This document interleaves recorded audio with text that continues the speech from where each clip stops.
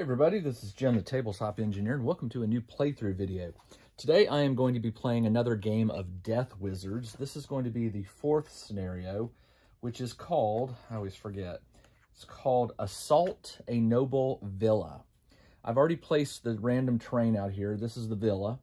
And the way this starts is with one wizard and one rogue placed right here. And then I have to roll a 1d3 for rating 2 warriors. And it's a 1d3 plus 1. So let me roll the d6 here in front of you. I rolled a 3. So half of that is 2. And then add the 1 is 3 warriors. So I have 3 warriors. I'll go ahead and place them. Let's see, that's... doesn't really matter. I don't have them here. I'll have to go get them off my game board. I'll be placing those right over here. They have a different starting position than the wizard and the rogue. I've not gone up against a rogue yet, so it should be kind of interesting. Last game, I did roll for a new specter. So this time I'm bringing 2 ghouls, 2 skeletons, and 2 specters. The difficulty of this mission is an 8. So technically I'm supposed to bring a rating of 8. What have I got? 2, 4, 6, 8, 10. Why 10? Because my can't remember what he's called. The Dread Horde Master, which is my Necromancer. He can only have a rating 1 and 2s in his warband, but because of that, he can bring in up to 4 extra rating. So I could technically bring up to 12, but I don't have 12 rating worth of minions. I only have the 10. So it'll be my Necromancer and 6 minions versus these 4 heroes. Let me go get those warriors placed, and I'll get playing scenario number 4. Check out the new RPG and Wargame newsletter. Each week, the Tabletop Engineer shares news, products, Kickstarters, and much more related to the gaming hobby. It's free to subscribe, so check out the link in the video description below to sign up. All right, let's play some Deth Wizards. My warband's over here. I've got the 3 warriors here, and then a rogue and a wizard right here. It is my activation. This is turn number 1. I'll put a die over here to indicate the turn. I have 21 necromantic energy. Won't be there for long, so I'll switch back to a d20 to track it in a little bit. I also have 3 new spells. As I mentioned in the last video, I've got Stitch Together, but I added 2 more with my XP, 6. You can add a new power for 3 XP. So I spent 6, got 2 new spells, Eruption of Death and Shadowed Escape, which allows me to teleport. I don't know if I'll use them. They're kind of, Eruption of Death is very expensive. It costs 8 to cast, and Shadowed Escape is a teleport up to line of sight. And so far my Necromancer really hasn't been in any kind of danger, but we'll see what happens. All right, first thing I want to do, because I've got 2 over here and 3 over here, I don't think I'm going to be able to separate them. No matter where I go, they're always going to pick the nearest enemy typically. So I think what I should try to do is focus on these wizards, or the wizard, because he's the most powerful. He's a rating 3, and all the other heroes are rating 2. So I want to try to take that wizard out. So the first thing I'm going to do is I'm going to move my specters, because my specters have a good offense of 5, and the wizard has a low defense of 6, 3 plus its rating. So I'm hoping to be able to beat up on him with the specters, because using my Necromancer energy against him, he has such a high resist. It's like 9. So only 9s and 10s would hit him. So let's go ahead and get my my specters moving, and they can move 8. They fly. They can also fly through objects. So what I'm going to do is 8 inches, we'll put the first one right here, and then 8 inches, we'll put the other one right here, and I'm going to have them double move because they really can't do much. Well, actually, I'm going to have this one move behind the cart, so they have sort of cover. All right, and then my Necromancer is going to move 5 and 5, so he can move 10. I'm going to get him over here behind the Spectres, and he is done. He's not going to cast any necromantic powers this turn, so his turn is done. Now what we do is we see what the Wizard is going to do. I roll a D10, and I'll throw up the Wizard action chart on the screen. He is going to do a 1. Force Globe. The Wizard moves directly away from enemies if there's an enemy within 1 inch. There's not. The Wizard then increases their defense by 1 until the end of the turn. So the Wizard has a +1 defense. Okay. Not too bad. And then one of the hierarchy of movement is going to be Wizard, Warrior, Rogue. I'm going to double check that, but I'm pretty sure that's right. Wizard, Warrior, and then Rogue. So let's see. Where are the... Here we go. Wizard, Warrior... Yes, Wizard, Warrior, Rogue. So one of the warriors will go, and I'll have the closest one. And that warrior is going to do a 9, which is a double strike. Well, there's no chance. So it will move towards the nearest enemy. Well, the nearest enemy in this case, if you go just directly... It's going to be this ghoul right here. That is approximately 15. And the ghoul, if I put that over there, the ghoul is about a little less than 15. So he will double move, and the warriors move 6. Ooh. Okay, so given that there's trees here, I can see sort of straight through. Let me put this down and get him. I'm going to move this tree just a hair so I can get this in here. 6 puts him right there. And then another 6 puts him right here. And he may have made a huge error here by coming straight at my bad guys. All right, that is the end of the first 2 heroes activation. Remember, for every player, 2 heroes will activate. So on this turn, it was the Wizard and this hero. So it's my turn. Well, I have a chance to kill one of these heroes very, very quickly. I'm going to send my skeletons at them. Why? Well, no, the ghouls have a higher offense. They have 5. All right, my first ghoul will move and attack with 5 dice. 1, 2, 3, 4, 5. The warrior has a defense of 3 plus their rating, so their defense is 5. Only 5s will hit. 5s are higher. That's a hit, a hit, a hit, a hit, and a miss. So 4 hits, 4 damage. I will send my other ghoul running at him. That ghoul normally rolls 5, but because of my necromantic bonus, my necromancer has a bonus that says any minion that's within 1 inch of a friendly minion that attacks an enemy, they get +1 offense. So he's rolling 6 dice. And 5s or higher will hit.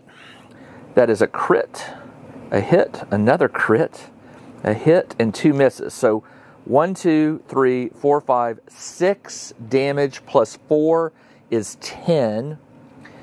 And how much health does he have? The warriors have 16, so he's got 6 health left. I use green to track how much health is left and red to track how much damage is on. Now, can my necromancer cast a power to try to kill him? Yes, he can. And I'm going to do that. I am going to cast Blasting Bolt. It costs 3, so I'm down to 21 minus 3 is 18. So I will change my D20 over, and I have 18 necromantic energy. I roll 5d10, 1, 2, 3, 4, 5. And the warrior's resist is 3 plus rating is 5. So 5s and higher will hit. That's a crit, and a hit. That is 1, 2, 3, 4, 5. He's got 1 health left. Not good, but hey, 1 health, I will take it. All right, my Necromancer went, my 2 my 2 ghouls went, and now the last hero, or the 2 heroes will go. 1, 2, 1, 2, and then that rogue will go last. All right, so let's roll for the nearest warrior, who is right there. I'm going to spin this around so you'll be able to see more, maybe better where I'm doing. So this one right here, and what is he going to do? He's going to do a 3, which is a strike. So he basically, if they don't have an enemy, they will double move towards the nearest enemy. And his nearest enemy is going to be those ghouls. But he's a little further away. So if I put 6 here, he goes there. And if I put 6 on here, he's not quite going to make it. Nope, not within an inch. So he will be almost to my ghouls. So maybe if my ghouls can finish him off, or that one off, they'll be able to get this other one. All right, and then this second warrior, let's see what he rolls. He rolls an 8, which is Whirlwind. Again, anytime I've learned that any of these, that if they don't get to, except for the 9 to 10, if there is no enemy, it will move full move and make 2. If it cannot move, it will move again. So they all double move if they don't get to fight something. So his straight for the rogues will put him, this tree sort of in the way, but I'm just going to say he's going around it. So he will go here. And then weaving through the trees, I'll just put him sort of next to the other guy. And that's about the best that they can get right there. All right, my turn. I can activate the 2 skeletons and my Necromancer. This will be my last activation. So I will send this skeleton moving up. All he's got to do is 1 damage on that that guy, 1 hit. The skeleton's offense is 4.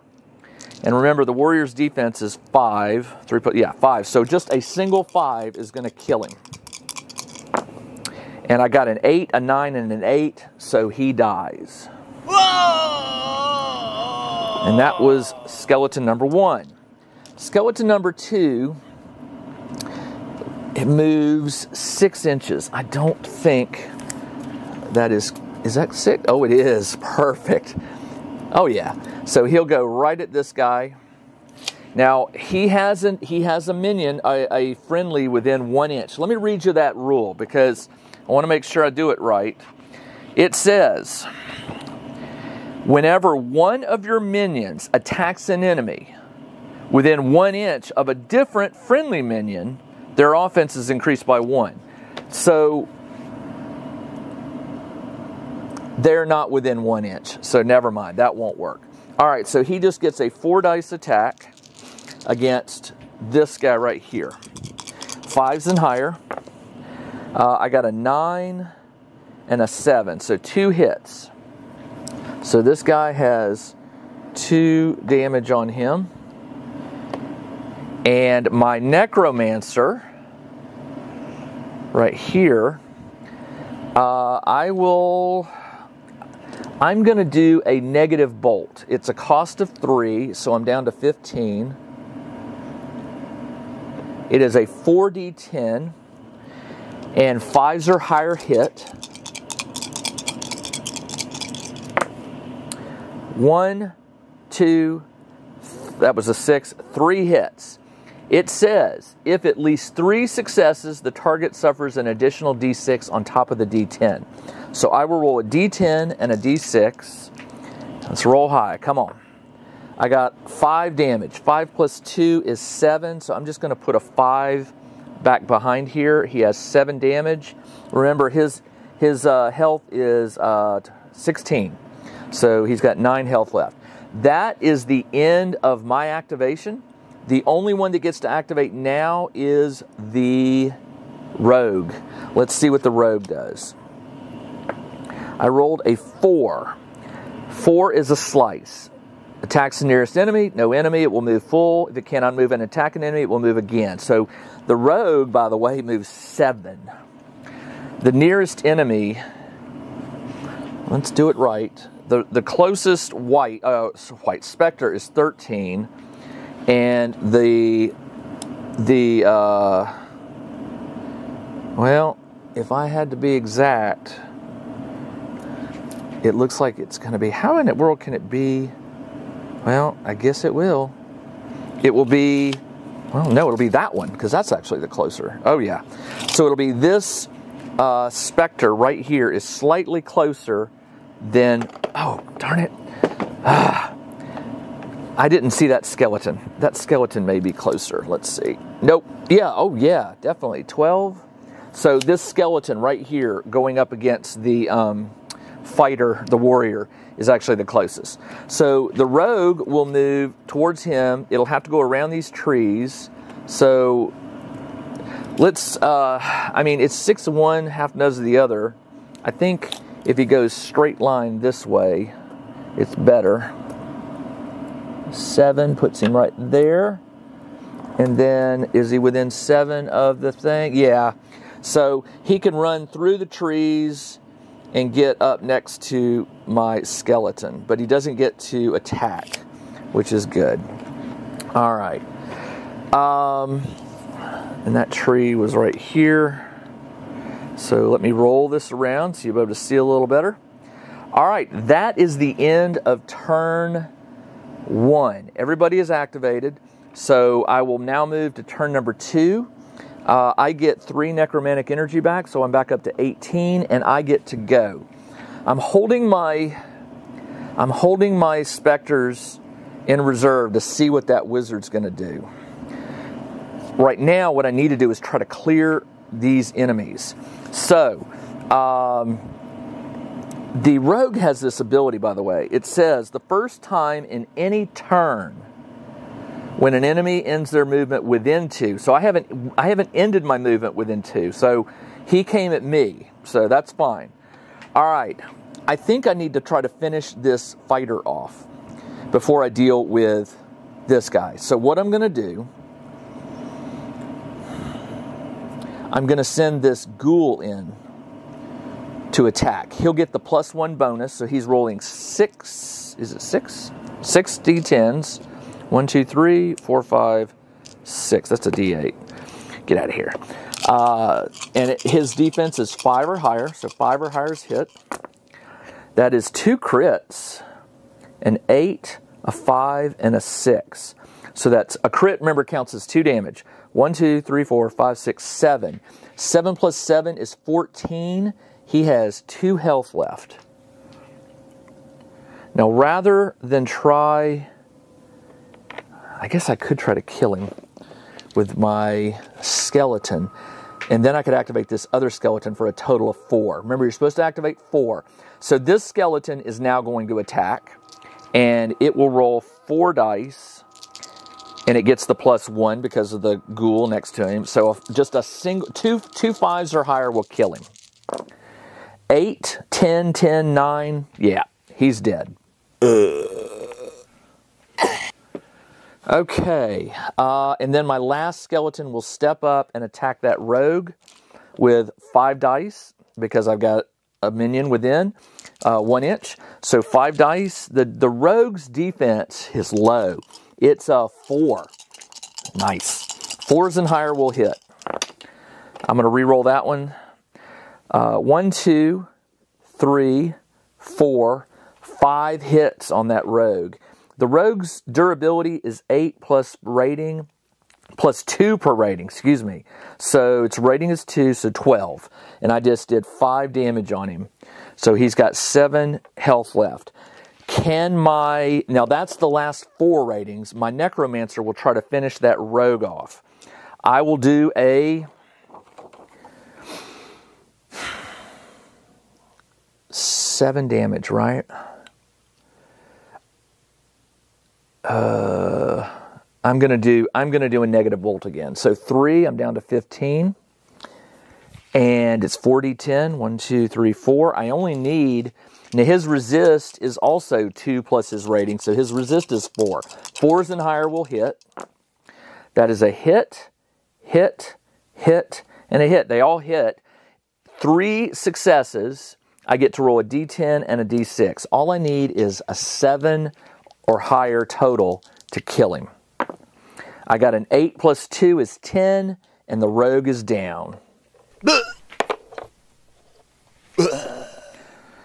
All right, and that is the end of my turn.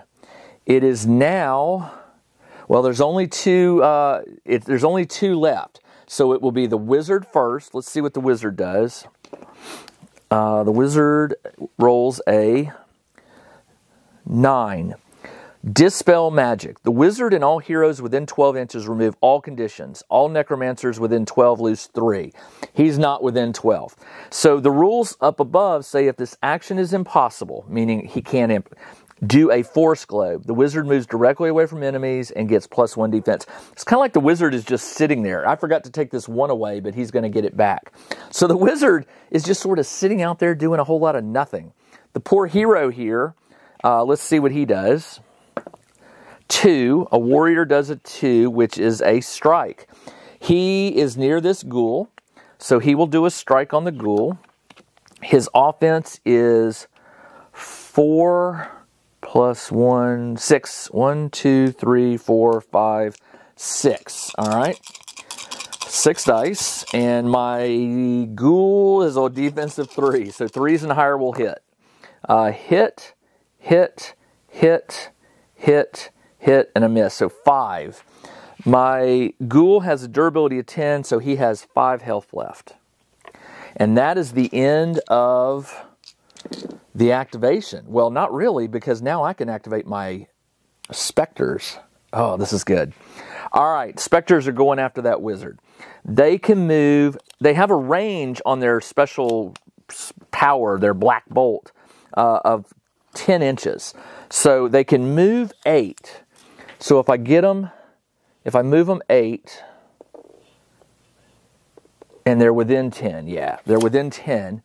So now I can Black Bolt. I have to do their offense, which is 5. Each one of them will roll 5 dice. 1, 2, 3, 4, 5. The wizard's defense. This is an offense attack, not on power. So they will the wizard's defense is 3 plus 3 is 6. So 6 and higher will hit. Oops. That is all misses. Wow. All right, the second one will do the exact same thing. 6s and higher hit. Hit, hit, hit, hit, hit. 5 hits. Thank goodness. All right. 5 damage on you, buddy.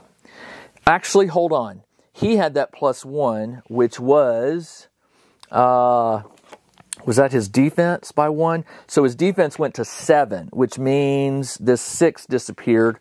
So he only has 4 damage on him. All right, that 1 was really good, and that is gone now. Actually, no, he still has it. Because my Necromancer still gets to activate. My Necromancer will attack this warrior with negative bolt. I go down 3, so I'm down to 12. That is a 4 dice attack. His defense is 5. 5s or higher hit. That's a hit. 1 hit. 1 hit will do a D10 damage. 6. All right, so he takes 6 damage on him. And that is the end of the turn. All the minions and the heroes have activated, so we go to turn number 3. Now remember, to win this, I have to beat all the heroes by the end of turn 5. Things are looking good, but you never know. All right, I get 3 back, so I'm back to 15, and I get to activate again. Let's go ahead and try and kill that wizard. Let's kill the fighter. Let's kill the fighter. All right, so I'm going to have this ghoul move up. Because he's got an ally, he gets 6 attack dice. 6. 1, 2, 3, 4, 5, 6. Defense of 5, so 5s and higher hit. That is a hit, a hit, a hit, hit, hit. 5 hits. 5 plus 6 is 11. He's got 5 health left. And then my other ghoul will do the exact same thing. If he can do 5 hits, that'd be great. That is a hit. That's it. 2 hits. So he's down to 3 health.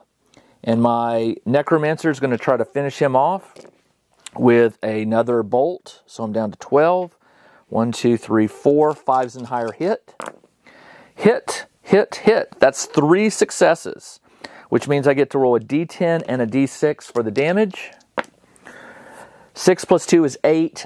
He is dead. All right, the wizard gets to activate. What will the wizard do? The wizard is out of luck, I think. A 1. He gets +1 on his defense. I tell you, there needs to be something else for this game where when it's just down to 1, they either flee or they go crazy, and because that roll right there, he's just going to sit there and let me beat on him, because now my specters haven't gone and they're going to go this turn. So each of my specters will do 5 damage, or 5 dice. So the first one rolls, and he's got that. Does he have that +1 on him? Yeah, he does. He's got the +1 on him again. So his defense is 7. 7s and higher hit. That is a miss, hit. 1 hit. So 5 damage on him. My second specter will go. That is a hit. So that's a crit. So that's 1, 2, 3, 4. So 5 plus 4 is 9 damage. And the wizard's health, by the way, is 8 plus rating, 11. So he's only got 2 health left. My Necromancer, seeing this, will go up 5. He's definitely within 12. Oh, yeah. And he will cast Blasting Bolt, which is a 5d10 cost. I'm down to 9. And 5d10. And this is a magic attack, so 9s and 10s are the only thing that will hit him, because this is going up against his resist. I got nothing. So he lives to see another day. Now he activated, I activated, the ghouls activated. The skeletons have not activated. So I'm going to get one more turn. The skeletons have movement of 6. So they are going to run 6 and 6. They're not going to be able to get to him. They don't have a ranged attack, and this other one is right behind him. But it's going to give my Necromancer one more attack. I'm down to 6. I will cast Blasting Bolt again, or let's do Blasting Bolt again. For 3, I just lowered it. That's a 5d10 attack. 9s or 10s. I got nothing again. Oh, that's why I hate these wizards, man. They have high resist versus my Necromancer. All right, that is the end of the turn. It is turn number 4. I think the wizard is gone, because right now my skeletons are going to move in, and each one of them has, well, the first one moves in and will roll 4 dice, and his defense is 6. So 6 and highers, that's 1 and a crit. So that's 3 hits. 9 plus 3 is 12, and the wizard dies. My Necromancer, once again, is victorious. And what do I get for this one? Let's take a look. This was Assault a Noble Villa. It was a difficulty 8. Rewards. Choose a single impedimenta to expand your lair. So I can upgrade my lair, and I'll have to figure out what I'm going to do later. You may add it to your lair. If you played the scenario, I did not play it advanced. Okay, so that's all I get to do. Now I do get 2 XP. I had spent 6, but now I'm back up to 2 because I get 1. Necromancer has at least 4 rating worth of undead remaining at the end of the scenario, plus 1. I do. Necromancer personally destroys 2 or more heroes. Did I? I can't recall. Necromancer destroys. I think I killed 1 with my spell, so I may only get the 1. And I didn't get all heroes destroyed by end of turn 3, so I don't get the bonus there. Okay, so I just get 1 XP. No big deal. But I also forgot, I'm supposed to be rolling for whether my lair gets attacked. So the way this works is, my lair is a cave, and the cave has a rating, a defense of 2. So for game number 1, it says, to determine if your lair is assaulted, roll a d10, add the number of story missions you have completed. So I would have completed 1. If the total is 11 or higher, your hero. So roll it. A 1 plus 1 for scenario number 1 is 2, so nothing. Then after the second scenario, I'll add 2 to this roll. 8 plus 2 is 10, nothing. Scenario 3, which is one before this one, I add 3. 6 plus 3 is 9, so no assault. Now I'm adding 4. I don't want to roll a 7 or higher. I rolled a 10. So 14, yes, my lair has been assaulted. So here's what happens. When they assault your lair, subtract your lair's defense score from the difficulty of the highest difficulty story you complete. 8 minus 2 is my defense for the lair. 8 minus 2 is 6. That is the amount of necromancer minions of equal rating to the positive difference destroyed. If you can't, okay, wow, I've got to destroy 6 of my necromantic minions. That's basically all of them. I mean, not really. I've got 2. I'll go down to like 2. That just seems really wicked. Because then how are you going to even play again? Because then I only have 4 versus the next scenario I think is a difficulty of 9, which that's not even, I don't even think that's possible. Yeah, steal from a college, 9. Ooh, I'll have to look at that. Maybe I did something wrong. All right. Either way, I do get to roll to see if I get a, what do you call it? I'm going to try to get another ghoul. So it's a rating 2. I need to roll a 3 or higher. I rolled a 5, so I will get to bring another ghoul into the game. All right, that's all I got. This is Jim the Tabletop Engineer. Thanks for joining me on this game of Deth Wizards. I'll be back again in a week with another game. Until then, everybody, take care.